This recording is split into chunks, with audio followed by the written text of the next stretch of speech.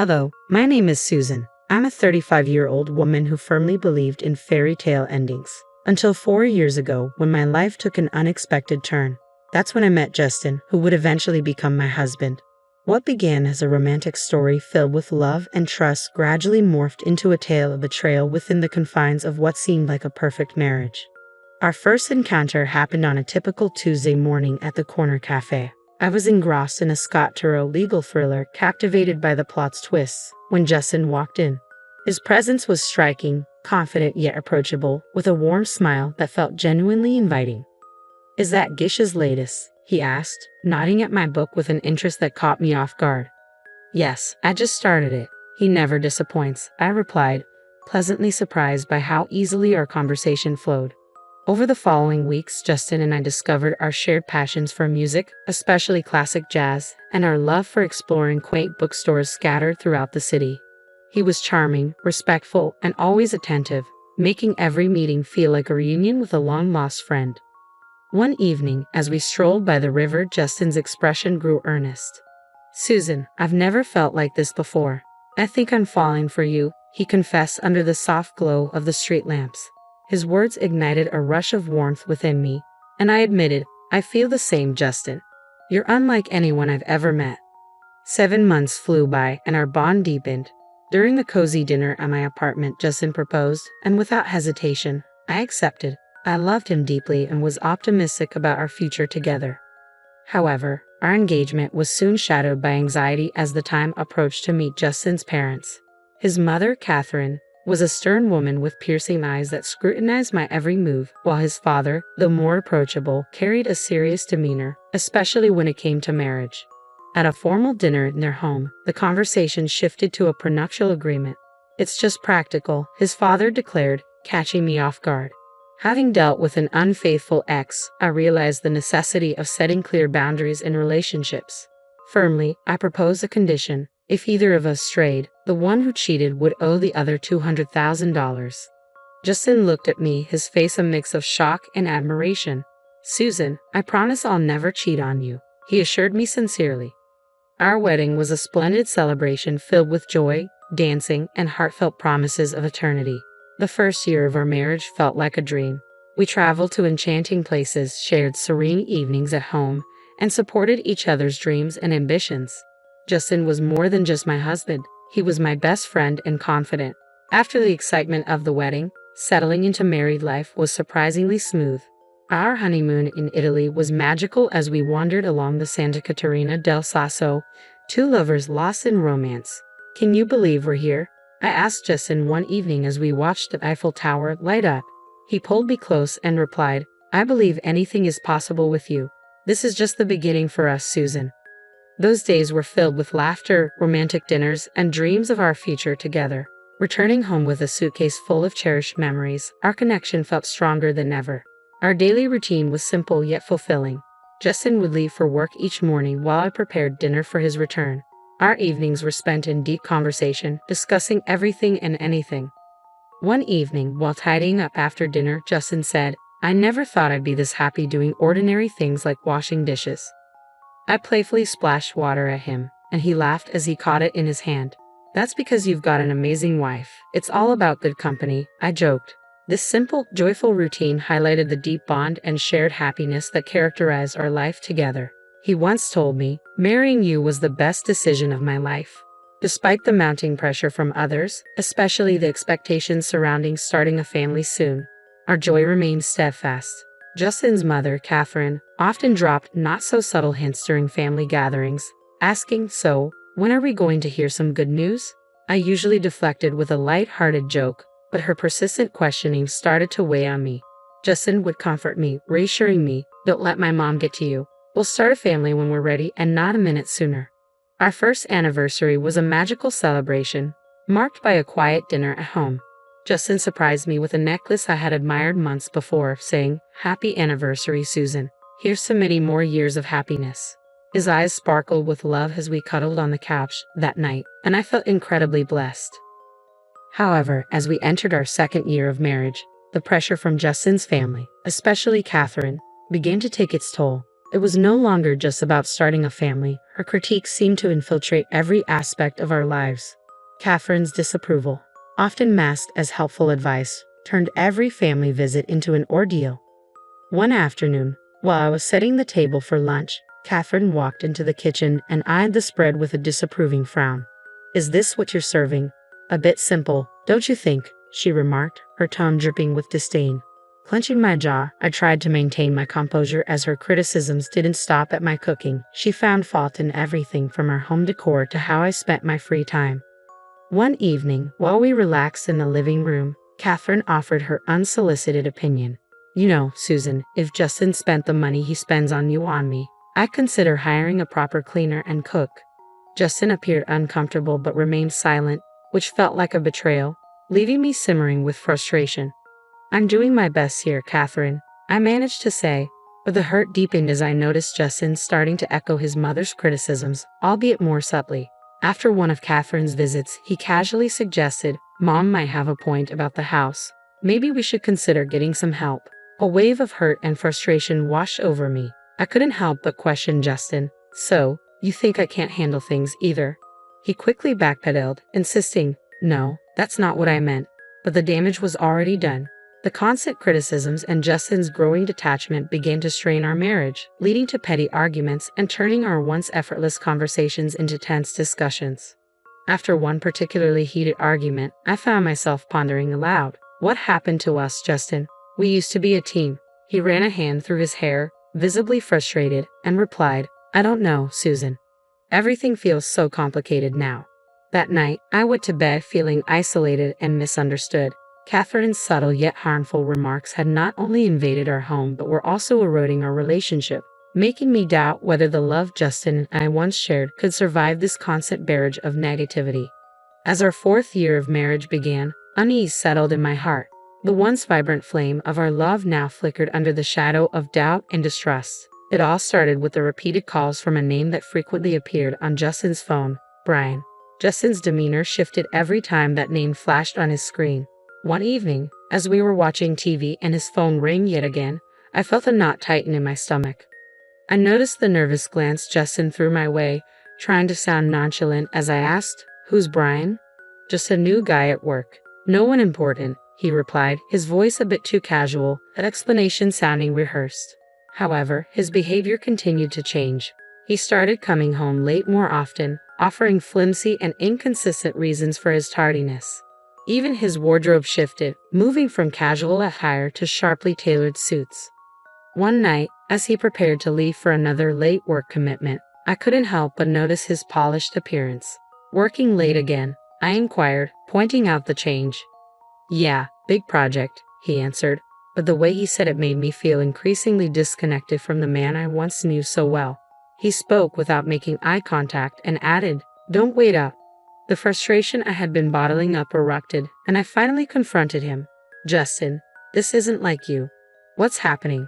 My voice trembled, betraying my mix of anger and fear. He sighed heavily, his expression a blend of guilt and irritation. "I've told you, it's just work. Why can't you trust me?"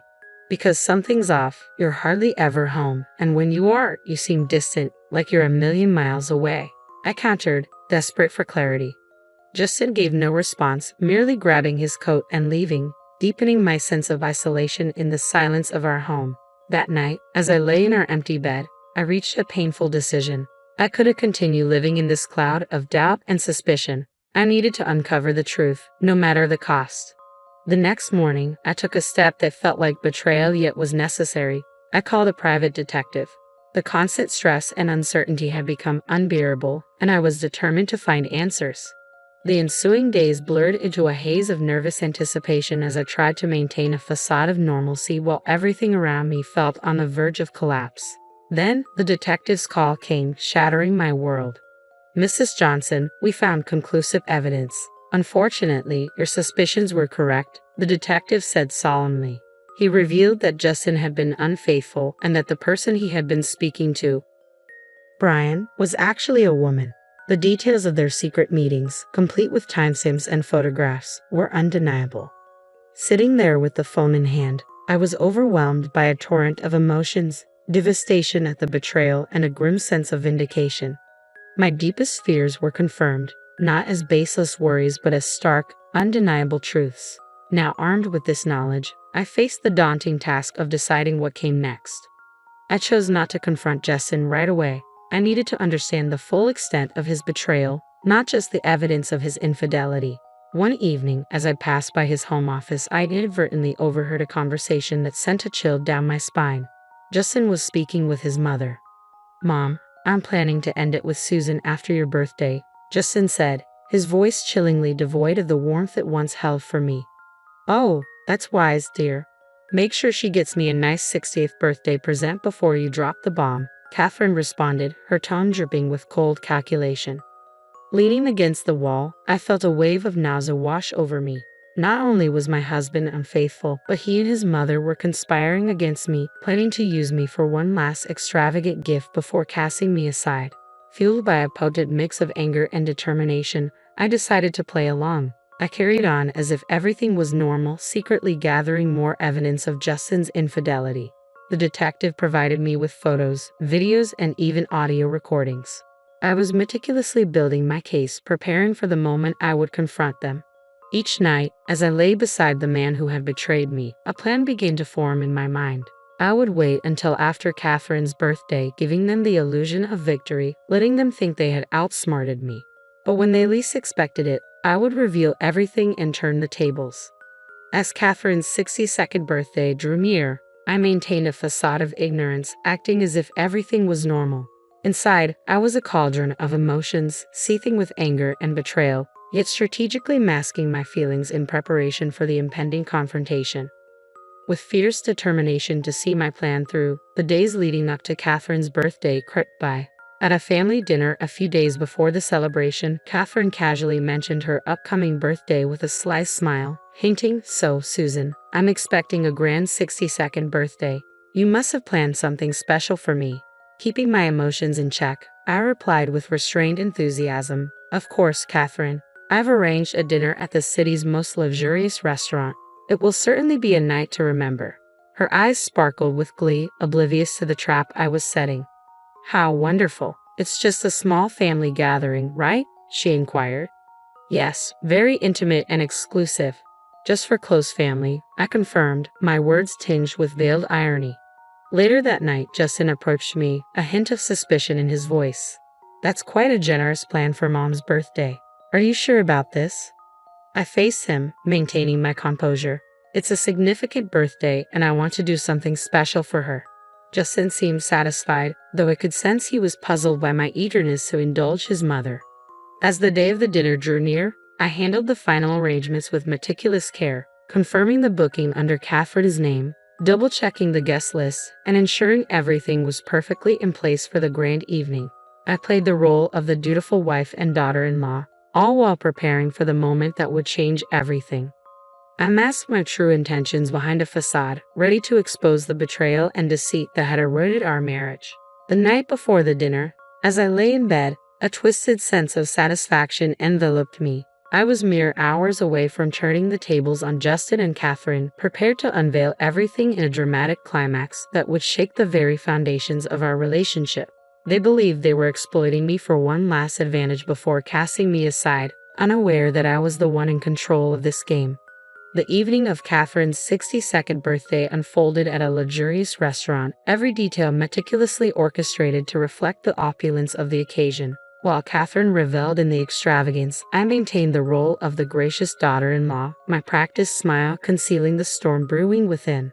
As the dinner drew to a close, the waiter presented the bill, an eye-popping $6,800. With a composed demeanor, I reached for my card, my heart racing.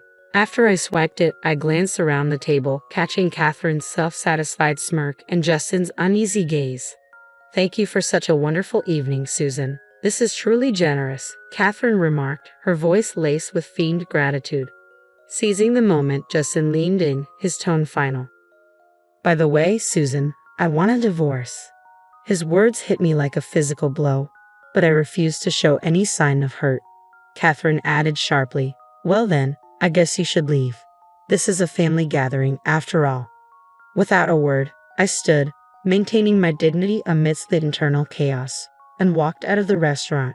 As soon as I was out of sight, I swiftly canceled the payment on my phone and blocked the shared bank account, ensuring that Justin couldn't cover the costs either.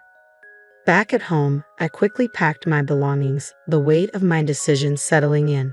I was leaving this chapter of my life behind, stepping into an uncertain but hopeful future. Soon, my phone erupted with calls. I answered, and Catherine's voice, shrill with rage and panic, filled my ears.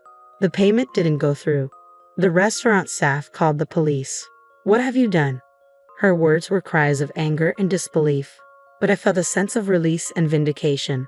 I had escaped their manipulations and was now free to rebuild my life on my terms. I remained silent, letting her tirade wash over me. Their betrayal and manipulation had come full circle, now haunting them. After ending the call, I looked around the empty house that had once brimmed with dreams and love, now just a hollow shell. Taking a deep breath, I stepped out the door and didn't look back. Their desperate pleas for help continued, but I no longer felt obliged to answer. I had firmly closed that chapter of my life. In the end, they paid the price. Justin had to borrow money from his parents to cover the bill. Where the money came from didn't concern me. It was a small compensation for their betrayal. More importantly, it represented closure. Sitting in the lawyer's office, signing the last of the divorce papers, I felt a wave of peace wash over me. The journey had been fraught with betrayal and heartache, but I had emerged stronger and more resilient. Walking out into the sunlight, I felt like a truly free woman, ready to embrace a fresh start. The future was uncertain, but it was mine to shape. After all the darkness, I finally felt like I was stepping into the light, ready to craft a new chapter on my terms.